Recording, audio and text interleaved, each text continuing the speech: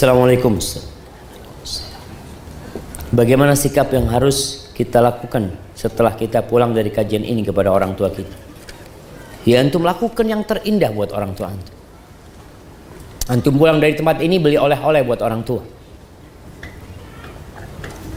Nih anak-anak yang sudah menikah kadang-kala sering kasih hadiah buat istrinya. Kapan terakhir antum kasih hadiah buat ibu antum, buat ayah antum?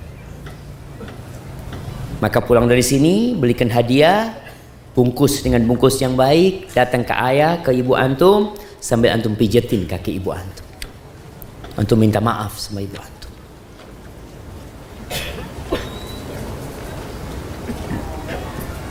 Ustadz, bagaimana cara seorang istri berbakti kepada ibunya? Syukur. Ini pertanyaan yang menarik, jemaah.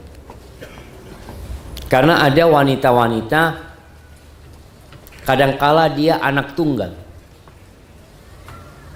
ibunya sudah sepuh, dia harus ikut suaminya. Sedangkan wanita kebaktian dia kepada orang tua terbatas dengan kewajiban dia kepada suaminya. Ada batasan-batasan. Maka dia minta izin kepada suami untuk merawat ibunya. Tapi gimana Ustaz? Suami ana juga punya ibu yang harus dirawat. Kalau bisa digabungkan dalam satu rumah, alhamdulillah. Kalau nggak bisa, ya minta izin sama suami. Kadangkala seorang wanita, masya Allah, ada wanita yang menyuruh suaminya nikah lagi. Bang, izinkan aku tinggal sama ibu, bang. Abang silakan nikah lagi. Abang bawa tuh istri untuk merawat ibu abang. Tapi jangan ceraikan anak. Ana minta izin, ana ingin merawat ibu. Wallahi itu perempuan dia korbankan ya jiwa dia demi merawat ibunya. Kalau memang nggak mungkin, karena kalau nggak bisa menggabungkan, suami minta kita tinggal, istri tinggal sama dia merawat ibunya, tapi ibu kita sendirian di rumah, apa yang bisa dilakukan? Maka salah satunya yaitu, maka dengan segala keterbatasan, anti bantu suami anti berbakti sama ibunya, sama ayahnya. Semoga suami anti membantu anti untuk berbakti sama ibu anti. Ya, Allah tidak pernah tidur. Hal jazaul ihsan illal ihsan. Apakah balasan kebaikan melainkan kebaikan pula. Antum yakin ketika antum membantu suami berbakti sama orang tuanya, insya Allah Allah akan balas anti bisa berbakti sama orang tua.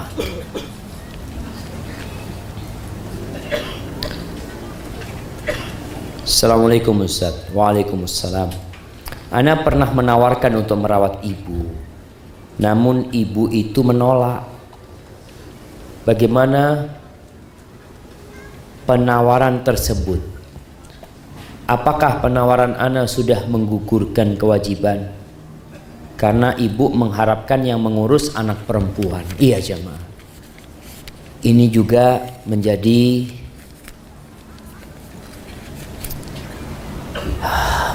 beban. Ibu itu kadangkala nggak mau dirawat sama menantu. Kenapa? Karena menantunya saingan dia. Iya. Ibu itu ingin dirawat sama anak perempuannya. Terus gimana sekarang? Sedangkan anak perempuan ini sudah bersuami. Tugas antum. Antum bagaimana membantu saudari antum yang rawat ibu itu. Biayai dia semuanya dari antum. Senengkan kakak atau adik antum yang merawat ibu. Dengan harapan, ya itu yang bisa antum lakukan. Bukan karena ibu nggak mau lalu antum mengatakan sudah gugur kewajiban anak. Enggak, tetap wajib antum berbakti sama orang tua. Tapi mungkin tadi tidak merawat secara langsung kalau memang ibu nggak mau. Tapi dengan cara memodali semua biaya perawatan ibu. Antum yang memodali semuanya. Mungkin dengan cara seperti itu supaya semoga ya antum sudah dihitung berbakti sama orang tua antum, tapi jangan ditinggalin karena sudah ada yang merawat lalu antum hidup sendiri nggak mikirin orang tua antum. tetap antum datang ke sana. Wallahi orang tua itu kalau sudah sepuh jamaah, yang diharap tiap hari itu anaknya datang cuma untuk mengucapkan assalamualaikum ya. Senang sekali ibu itu.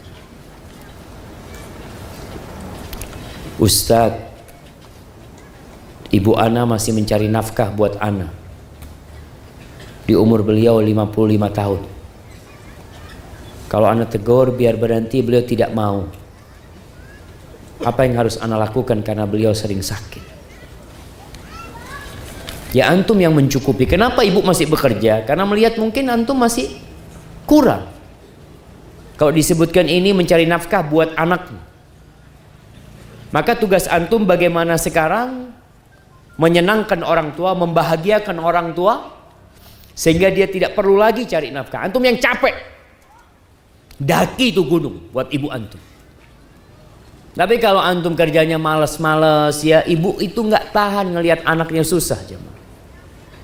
Allah, ini sebagian anak-anak yang di pondok nih, yang sedang sekolah, yang kuliah juga. Kadang-kala ibu antum itu jual kalungnya, jual emasnya. Kadang-kala dia ngutang agar antum sekolah, supaya antum sadar. Sekarang ketika antum sudah sukses, berusahalah untuk mencukupi kebutuhan ibu. Kalau ibu mau beraktivitas nggak apa-apa, tapi jangan yang memberatkan dia, apalagi dikatakan sampai sakit-sakit.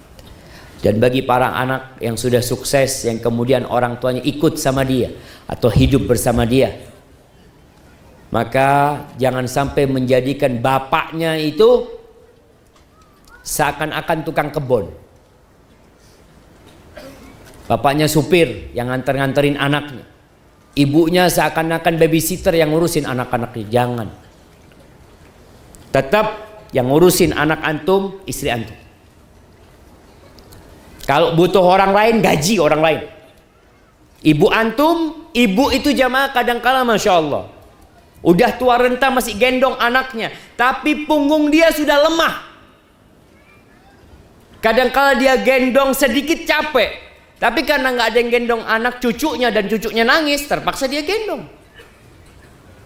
Maka tugas antum sebagai seorang suami, katakan kepada istri antum, istriku tolong engkau yang merawat anak-anak.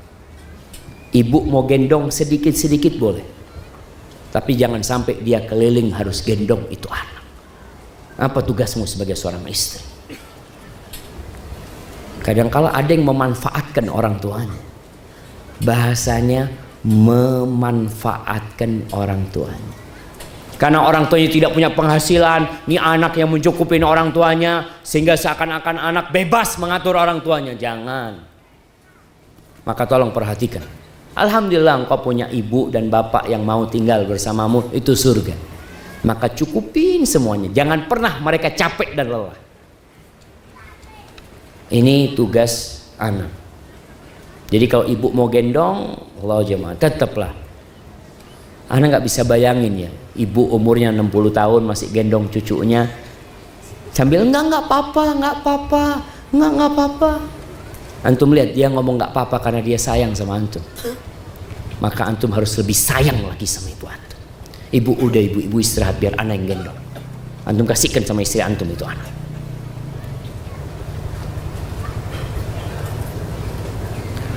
Seorang anak yang selalu menyebut-nyebut terhadap orang tuanya bahwa dia dulu kurang perhatian, sering dimarahin, sehingga anak tersebut sakit hati, dan sakit hatinya tak bisa dilupakan. Itu bagaimana Ustaz?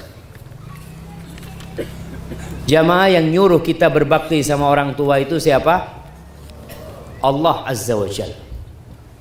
Dan Allah sebutkan dalam ayat ini cukup tiga aja kebaikan orang tua. Tadi yang di surat Al-Ahqaf ayat 15, Allah sebutkan 3. Apa yang pertama? Hamil. Yang kedua, melahirkan. Yang ketiga, menyusuin. Ingat bagaimana orang yang gendong ibunya dari Khurasan untuk berangkat haji, bertanya kepada Abdullah bin Umar, apakah dia sudah membalas budi ibunya? Rasa sakit dia ketika melahirkan itu belum terbalaskan. Jadi kalau antum merasa kurang diperhatikan, ingat antum 9 bulan di perut ibu antum. Itu sudah cukup untuk antum berbakti sama orang tua antum. Ketika dia melahirkan seperti itu. Dan cari 1000 alasan kenapa antum tidak diperhatikan sama orang tua, tapi antum lupakan semua itu, antum ingat 9 bulan di perut ibu dan antum keluar dari perut ibu. Ahibati fillah, orang tua kita yang kafir pun kita wajib berbakti sama orang tua kita. Apalagi kalau antum merasa tidak diperhatikan. Kalau antum nggak diperhatikan sama orang tua, antum nggak jadi orang sekarang. Antum mungkin sudah jadi bangkai. Maka tetap seorang anak yang sakit hati sama orang tuanya, ingat sama sakit ibunya ketika mengeluarkan, yang tidak pernah engkau akan membalasnya. Mudah-mudahan itu mengobatin rasa sakit dia. Rasa sakit dibalas dengan rasa sakit. Dan sekali lagi engkau tidak akan pernah bisa membalas rasa sakit ibu. Saya dulu pernah membuat ibu menangis. Gimana bisa menghapus dosa tersebut? Seperti yang Nabi SAW katakan kepada sahabat yang membuat nangis orang tuanya. Irji ilaihima, engkau pulang jumpain ibu bapakmu. Fa'adhikhuma kama abkaitahuma. Bikin keduanya tertawa sebagaimana engkau telah membikin keduanya menangis. Jadi tangisan balas dengan tawa. Engkau datang minta maaf, bikin orang tuamu tersenyum dan tidak meneteskan air matanya lagi. Semoga dengan cara itu engkau telah menghapuskan dosa-dosa. Assalamualaikum Ustaz. Ana mau tanya, ada seorang kakek yang menghibahkan hartanya kepada cucunya perempuan, sebidang tanah dan sawah, karena cucu perempuannya tersebut mau diambilkan seorang suami. Mau diambilkan seorang suami.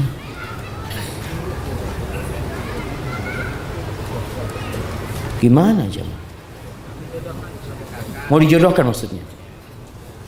Lalu singkat cerita bagaimana harta hibah tersebut, karena perempuan atau cucu tadi mempunyai saudara laki-laki dan perempuan, dan saudara-saudaranya meminta agar dibagi lagi karena ada saudara perempuannya yang belum mendapatkan. Wallahu a'lam jamaah. Yang pertama, kalau cucunya ini berhak mendapatkan warisan, maka ahli waris itu bicara wasiat. Jadi kalau hibah kakek kepada cucu,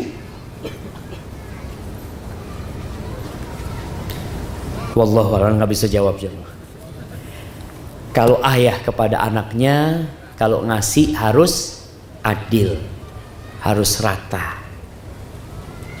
Tapi kalau sama cucu karena bukan anak, maka yang anak tahu tidak ada kewajiban untuk berlaku adil. Ini hibah bukan warisan. Tapi kalau orang tua ngasih hibah kepada anak-anaknya, kemudian sang bapak meninggal, maka hibah itu menurut pendapat yang paling kuat nggak berlaku, jadi warisan. Kalau saudara-saudara yang lain tidak dikasih. Tapi kalau kepada cucu, wallahu a'lam bishawab, nggak tahu.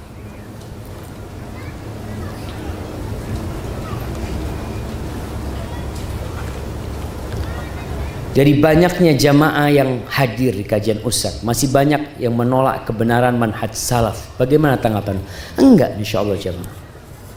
Antum suudzon aja. Semua sedang belajar. Kalau kita bicara manhaj salaf, kita bicara sahabat-sahabat Nabi.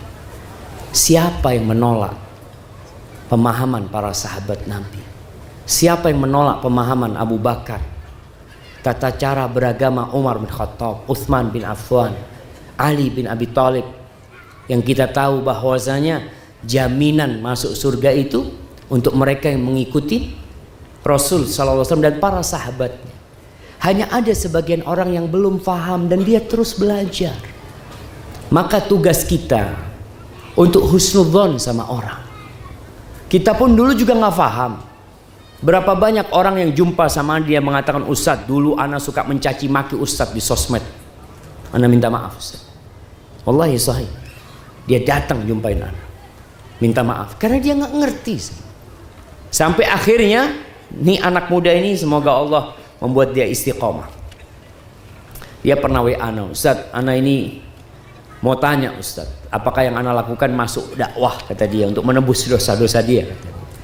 Dia itu sekarang kalau ketemu anak-anak muda di kampung, kayaknya dia ini ya punya kedudukan di kampung sana. Kalau ketemu sama anak-anak muda di kampung itu, ana ambil handphonenya Ustaz, ana bikin dia itu follow IG Ustaz, kata dia. Handphonenya follow nih Ustaz, kata dia. Sampai kayak gitu jamaah, untuk menebus kesalahan dia. Jadi proses belajar ini harus kita hargai. Dan kita tahu jamaah, jangan berhenti belajar. Al-haqqu min rabbik. Kebenaran itu dari Allah Azza wa Jalla. Dan kita tahu Allah mengutus Rasulnya untuk menyampaikan kebenaran itu. Dan Rasulullah menyampaikan kepada para sahabatnya, dan para sahabatnya mengamalkan. Jadi tidak ada jalan kebenaran kecuali kita melewatin jalannya para sahabat yang Allah ridha sama mereka. Apa kata Allah? Was-sabiqunal awwalun minal muhajirin wal ansar walladzina ittaba'uuhum bi ihsan radhiyallahu anhum wa radu an. Allah ridha sama mereka. Maka kita ikutin mereka karena mereka yang diridhai oleh Allah Subhanahu wa taala. Kita mau ikut siapa? Kita ikut siapa jemaah? Ya ikut Nabi Muhammad dan para sahabat. Afwan Ustaz, bagaimana jika belum mampu membahagiakan ibu ana lewat materi, sedangkan ibu ana juga jauh dengan ana? Apakah cukup berdoa untuk beliau setiap hari? Yang pertama, kalau antum jauh dari ibu, antum minta izin. Jangan sampai antum udah jauh dari ibu juga nggak bisa berbagi sama ibu. Artinya antum di sini susah secara ekonomi, jauh dari ibu, lebih baik antum balik ke kampung, susah secara ekonomi sama, tapi bisa berjumpa sama orang tua dan berbakti kepada orang tua. Tapi kalau ternyata enggak Ustaz, ana alhamdulillah bisa berbagi sama orang tua, dan ibu ana yang minta ana bekerja di tempat ini supaya ana bisa membantu orang tua, maka alhamdulillah. Tapi kalau antum tidak mampu, doa sama orang tua dan niat berbagi sama orang tua. Cukup niat ya, ana masih ingat ya, ana pernah niat. Ya kita mahasiswa di Madinah. Uang saku mahasiswa itu cukup buat makan. Apalagi sudah punya istri dan anak. Suatu hari anak itu ngomong dalam diri, anak kepingin ngasih orang tua itu $1.000 waktu itu jamaah. Duit nggak punya, cuma punya apa? Niat. Sudah, subhanallah, waktu itu anak bantu urusan haji. Tahu ada orang yang kasih amplop sama Ustaz, buat Ustaz, kata dia. Ustaz udah bantuin, masya Allah bapak. Anak lihat jumlahnya $1.000. Sekarang antum diuji, mau ngasih orang tua, apa antum mau transfer buat orang tua? Dapat 10 juta, jangan mikir mau ganti motor, transfer buat orang tua. Jadi jamaah, kalau antum tidak bisa berbagi materi sama orang tua, berbagilah janji sama Allah buat orang tua. Kalau punya rezeki antum akan berbagi dengan orang tua. Di kejauhan antum bisa ya dengan berdoa, selalu telepon sama orang tua, kirim surat buat orang tua. Wallahi orang tua antum kalau dapat surat dari antum bahagianya dia jemaah. Walaupun sekarang zamannya sudah sekarang kan zamannya sudah video call Ustaz.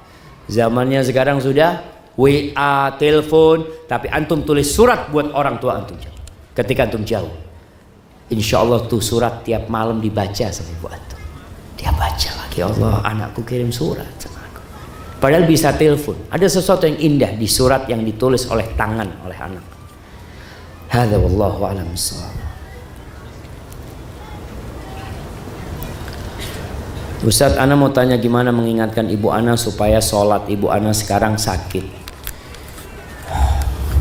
Iya jemaah, sholat ini kewajiban yang tidak boleh ditinggalkan, kecuali dalam satu kondisi, antum tidak sadar, antum nggak wajib sholat. Bagaimana kita mengajak ibu kita sholat? Di sini kesempatan antum untuk menanamkan keimanan dia. Bicarakan sama ibu, bu ya, yang menyembuhkan itu Allah. Banyak yang lebih parah sakitnya daripada ibu. Alhamdulillah, ibu sholat ya bu ya. biar Allah kasih kesembuhan buat ibu. Wallahi ibu, kalau semua dokter berkumpul di sini dan semua obat dibeli, mereka nggak akan bisa menyembuhkan ibu. Mungkin dengan cara kita tadi menyentuh keimanan dia, agar ibu akhirnya mau melaksanakan sholat dan dibantu. Ibu udah sholat bu, ibu ya tidur kalau memang dia nggak bisa duduk, dia tiduran sambil dibantuin untuk berwudu. Kalau nggak bisa berwudu, tayamum. Anaknya yang harus proaktif dalam kondisi seperti ini. Sering tanya dia sama ibunya. Kalau ibunya tetap nggak mau sholat, ngomong sama dokternya. Dok, mau minta tolong dok. Kalau dokter nanti masuk ke ruang ibu, bilang dokter nggak mau meriksa kecuali ibu sholat. Boleh nggak anak kong kali kong sama dokter? Boleh. Karena kadangkala orang sakit itu lebih percaya sama dokter daripada sama ustadz. Ustadz datang ke ruang pasien, ya ibu ingatlah kepada Allah ini. Iya, jazakallah khair ustadz, barakallah fiik. Ustadz pergi tetap nggak sholat. Coba dokternya datang, ibu udah sholat. Oh, belum ya, sholat dulu nanti saya baru balik ke sini. Kira-kira sholat nggak tuh? Sholat, nanti dokternya nggak ke sini tuh jam. Ya kita harus berusaha semampu kita untuk mengajak ibu kita melaksanakan sholat. Barakallahu fiikum. Assalamualaikum Ustaz. Waalaikumsalam. Ana mau tanya, ibu Ana sudah meninggal semenjak Ana berusia 11 tahun. Bapak Ana 3 bulan yang lalu juga sudah meninggal.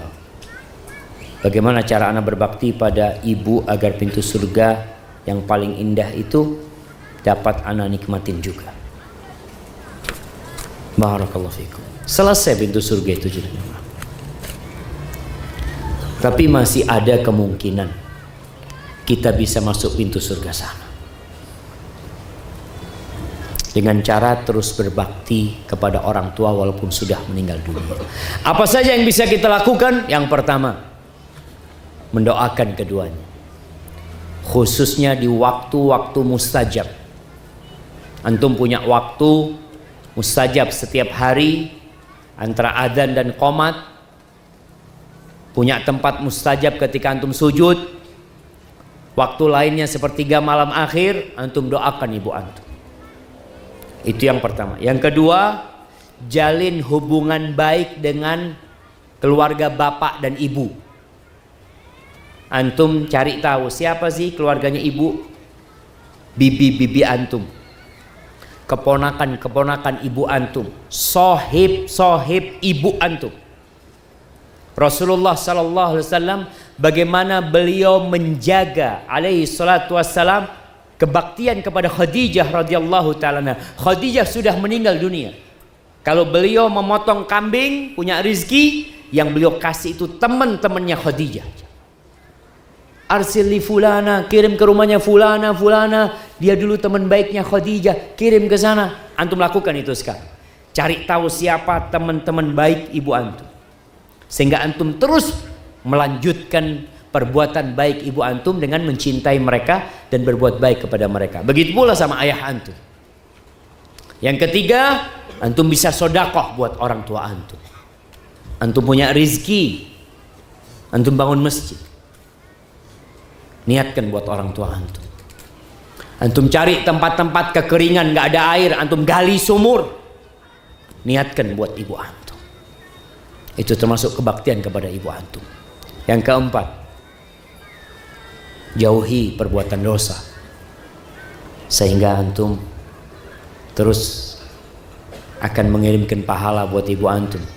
Karena bagaimanapun anak adalah hasil kerja orang tuanya. Yang kelima, hafalkan Al-Quranul Karim. Kenapa menghafalkan Al-Quranul Karim?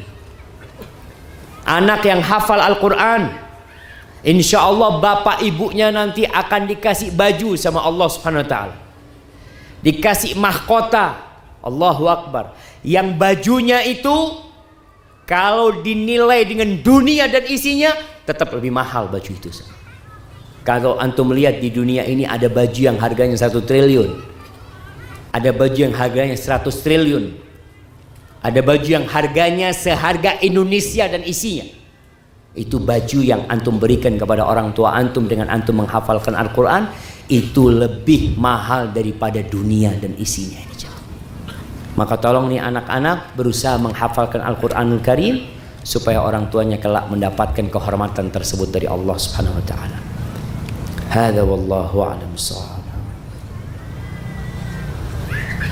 Bagaimana cara mengajak ibu yang jauh dari Allah dan masih melakukan kesyirikan sebelum minta maaf, Ustaz? Sebelum minta maaf. Ahibati fillah, kita harus berikan uzur kepada orang-orang terdahulu, kepada bapak ibu kita, kakek kita mungkin, yang memang ilmu itu ilmu yang benar nih, Al-Quran Sunnah sesuai dengan pemahaman para salafus soleh, itu dulu susah didapat jamaah. Apalagi setelah kemerdekaan Indonesia, setelah merdeka, pada waktu dijajah Belanda aja, ya sekolah-sekolah Islam itu nggak banyak, ulama-ulama juga tidak banyak, pesantren-pesantren terhitung. Setelah kita merdeka pun kita masih mengalami banyak kemunduran umat Islam. Sekolah-sekolah yang maju setelah kemerdekaan itu sekolah siapa jemaah? Sekolah Katolik, karena memang sekolah peninggalan penjajah, peninggalan Belanda. Mereka datang ke Indonesia bawa 3. Bawa apa? 3G. Dia cari gold, glory, dan gospel yang dia bawa. Itu yang terjadi. Sehingga keilmuan tentang Islam setelah kemerdekaan masih belum bisa baik. Masih ada PKI pada waktu itu, masih kacau negeri kita. Belanda agresi militer pertama, kedua ya. Kemudian alhamdulillah akhir-akhir ini masya Allah semakin mudah menuntut ilmu. Dulu orang tua kita mungkin nggak punya Quran terjemahan. Yang punya Quran terjemahan orang kaya jemaah. Masih sedikit Quran terjemahan. Sekarang setiap orang punya Quran terjemahan. Tafsir, masya Allah. Siapa yang bisa punya tafsir Ibnu Katsir? Dulu juga belum diterjemahkan. Baru tafsir Ibnu Katsir diterjemahkan. Mungkin 10 tahun, 15 tahun yang lalu. Sebelumnya nggak ada. Kitab-kitab terjemahan itu sedikit sekali. Kemudian masjid-masjid yang adakan kajian, ya Allah jemaah. Kalau antum melihat masjid dulu itu isinya siapa? Imam sama muadzin. Yang azan sampai ada satu daerah itu masjid itu tutup jemaah. Ada salah satu mahasiswa dari Madinah, ana dapat cerita, yang dia pulang ke kampungnya, masjidnya itu nggak, ketika azan nggak ada yang sholat, maka dia terus azan sampai mulai 1 orang sholat, 2 orang sholat, mulai ada kajian. Maka antum cari alasan buat ibu antum. Tugas antum sekarang bagaimana menyampaikan ilmu ini. Alhamdulillah, ibu antum dengan segala kekurangannya antum wajib berbakti sama dia. Kalau ngobrol sama ibu dengan adab dan etika. Jangan duduk sama ibu, bu sini bu, duduk sini bu. Gimana ibunya suruh duduk kayak gitu? Sambil dipijetin kaki ibu. Ibu kalau nggak marah, ana mau bacakan. Ini ada ayat-ayat Quran yang indah ibu. Sambil baca artinya nih bu, kayak gini artinya. Biarkan ibu belajar sendiri. Bukan anak yang mengatakan kamu harus kayak gini, kamu harus kayak gini, itu salah, ini benar. Kadang-kala berat buat ibu. Tapi biar ibu dapat ilmu sendiri. Ibu kayak gini ibu. Ana bacakan ya bu ya. Sudah. Tanamkan keimanan kepada Allah Azza wa Jalla. Keyakinan bahwa la ilaha illallah. Keyakinan bahwa tidak ada yang bisa memberikan mudarat dan manfaat kecuali Allah Rabbul Alamin. Maka ini yang insya Allah membuat ibu siap meninggalkan segala kepercayaan kepada khurafat. Karena memang masih ada jemaah Yang mereka melakukan kesyirikan karena ketidaktahuan. Maka tugas kita ngasih tahu, bukan membiarkan. Sambil terus mendoakan ibu antum. Hadza wallahu a'lam bissawab. Masya Allah jemaah. Jam berapa jemaah? Alhamdulillah masjid ini nggak ada jamnya, jadi belum salah jamnya masjid ini.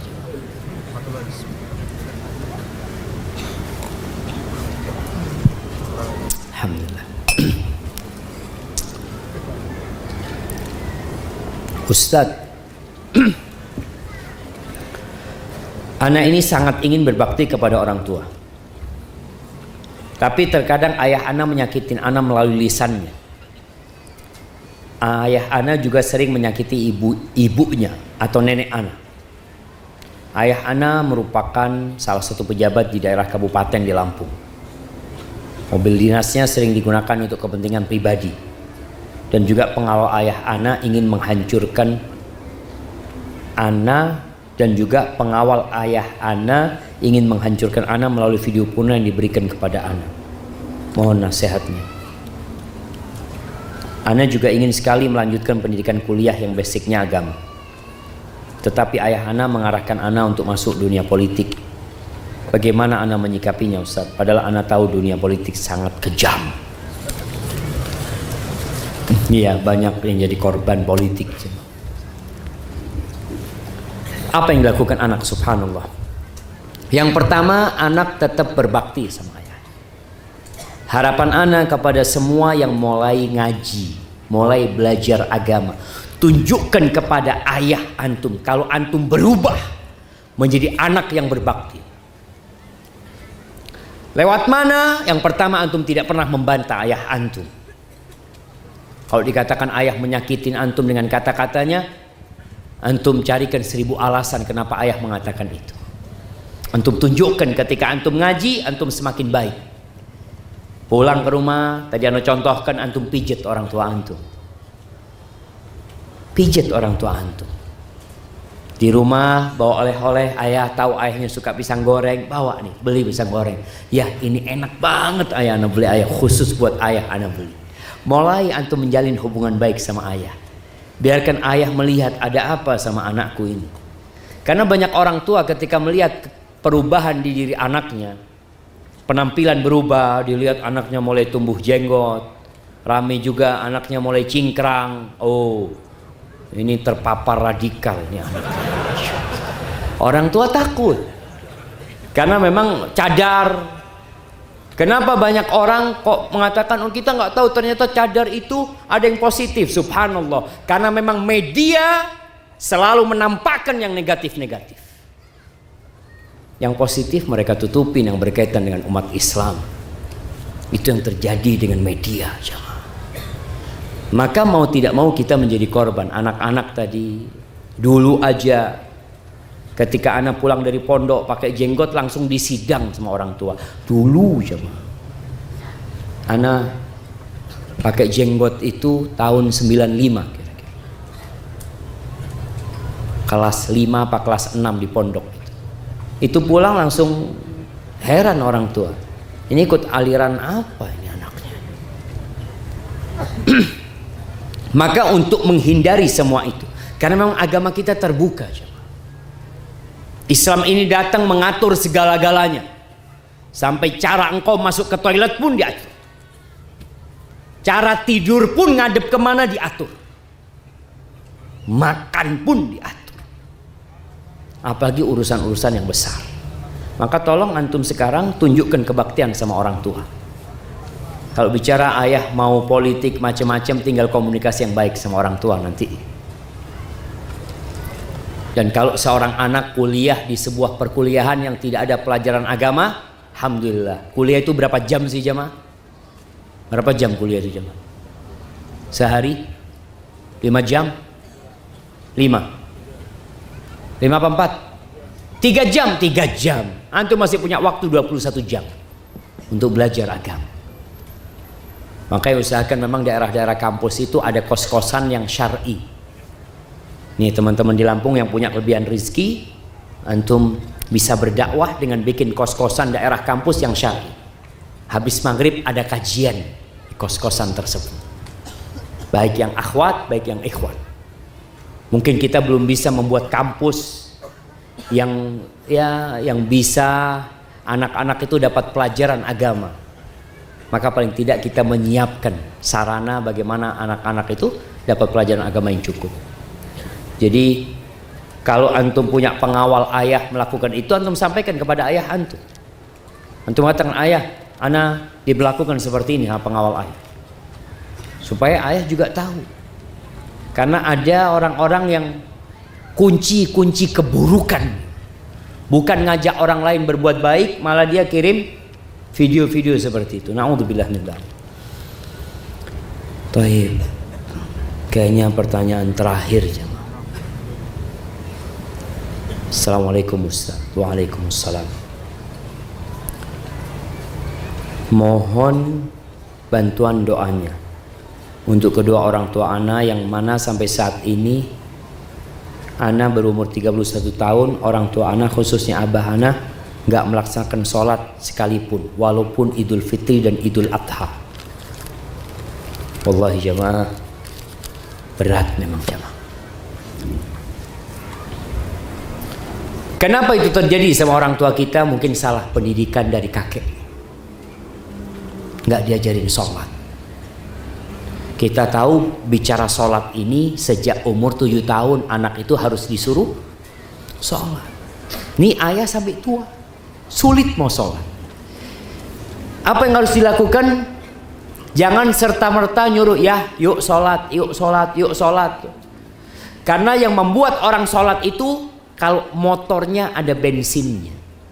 Semalam kita bicara semalam tadi subuh, semua perlu motor. Jadi yang perlu antum garap bagaimana menghidupkan motor ayah ini. Bukan sholatnya, tapi imannya yang dihidupkan. Beriman kepada Allah dan hari akhir. Ajak bapaknya ziarah kubur. Ajak bapaknya ziarah ke tempat orang-orang yang sakit. Untuk menumbuhkan keimanan tersebut. Duduk sama ayahnya, nggak bicara sholat. Bicara tentang hari kiamat, ternyata semua akan berakhir. Bicara tentang alam kubur, ya. Bicara tafsir idza zulzilatil ardu zilzalaha. Nggak ada bicara sholat. Al-qari'atu mal qari'ah. Nggak ada bicara sholat. Bicara tentang hari kiamat. Kemudian kita bicara ayah, ternyata kalau kita mati harta nggak ada yang dibawa, ya ayah. Ketika seorang beriman dengan hari akhir, mudah-mudahan dia tergerak. Setelah itu antum baru ngomong, ayah yuk sholat yuk. Ayolah coba ayah sholat, ayah Jumatan lah paling nggak ayah datang ke masjid. Setelah ayahnya mau Jumatan, ya ajak sholat. Jangan langsung ke masjid sholatnya ayah. Di rumah aja nggak mau, antum suruh ke masjid. Ayah sholatlah di rumah ayah, sambil diajarin sholat. Mungkin ayah juga nggak tahu sama bacaan-bacaan sholat. Ajarkan kepada ayah sholat yang paling ringan. Ayah sholat nggak perlu baca surat, udah ayah baca Al-Fatihah aja. Nah, yang ringan, yang sunnah-sunnah antum katakan ayah nggak perlu baca lah ayah ini, supaya dia merasa kok ringan. Sambil bicara artinya, nih artinya Al-Fatihah indah ayah, supaya dia menghayati dan meresapin sholatnya itu. Sambil antum mendoakan orang tua antum, terus doakan orang tua antum. Jangan berhenti, karena yang bisa merubah itu adalah Allah. Usaha kita hanya usaha dan sebab. Yang kita tahu Nabi Ibrahim pun tidak bisa merubah ayahnya Azar. Bahkan ayahnya mengusir Nabi Ibrahim dan mengancam akan melempari Nabi Ibrahim dengan batu. Hadza wallahu a'lam bissawab. Itu yang bisa Anda sampaikan jamaah. Apabila benar yang Anda sampaikan itu dari Allah Azza wa Jalla, kalau salah dari diri Anda pribadi, kurang lebihnya Anda mohon maaf. Anda terima kasih kepada seluruh panitia yang telah berperan, lelah, capek, menyisihkan waktunya, tenaganya, hartanya untuk terlaksananya daurah-daurah ini. Semoga antum semua mendapatkan pahala dari apa yang antum kerjaan, yang bagian parkir, yang bagian sandal. Semoga semua mendapatkan balasan dari Allah Subhanahu wa taala. Jazakumullahu khairan wal afu minkum. Wassalamualaikum warahmatullahi wabarakatuh.